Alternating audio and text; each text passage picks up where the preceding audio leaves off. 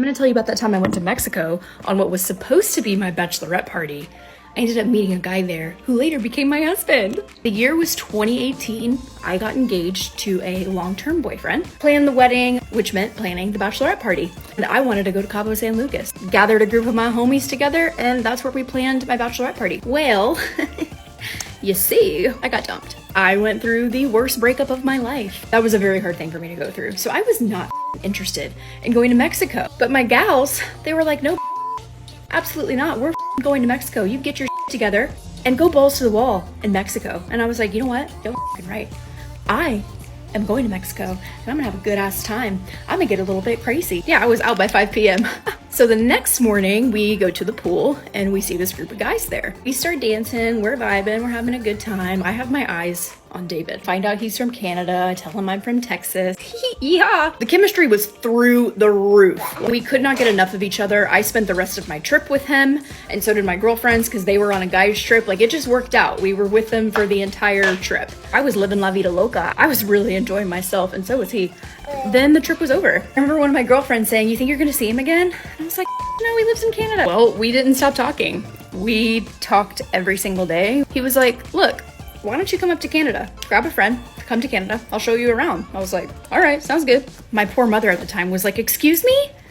Now you're going to Canada with the dude that you met in Mexico and you're gonna stay with him? What the f, Madison?" So me and one of my besties that was in Mexico too took our first trip to Canada. It went phenomenal and I was like, now I really like this guy.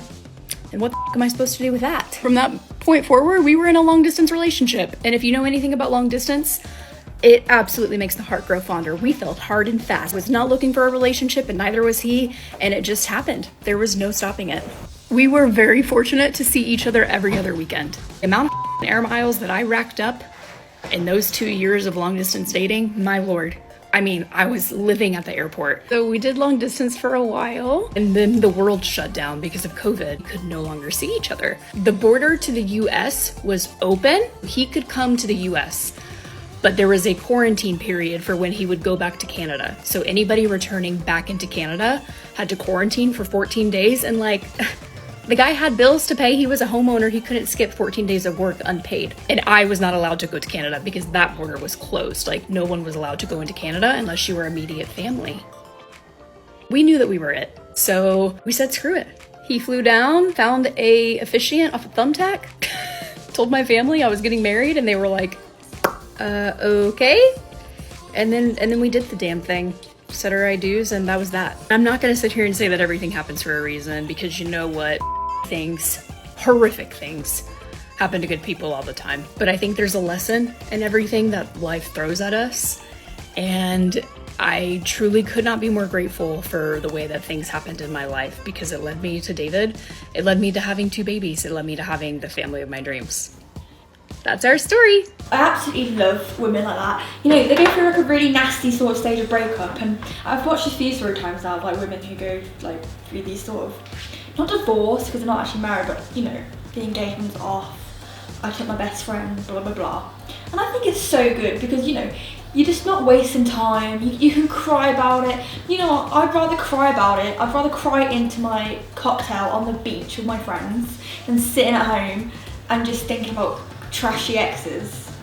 I also find it so mental how people talk about their lives before COVID, because when someone says 2018, 2019 to me, I'm like, oh my god, that was so long ago. And then they go, oh yeah, you know, like we all seen each other through COVID, and by this time they haven't had their children and they haven't had their marriage and blah blah blah, the houses, and like all these sort of story times you hear. And I'm like, oh my god, I swear COVID was literally last year, but it's not, it's 4 years ago. And you think, so when I was in 2020, I would think 2016 to me was like centuries ago. It's just crazy how fast time goes. Like, I listened to this and I'm like, god, two-year-old already, but you know, that was 5-6 years ago when they met. It's mental.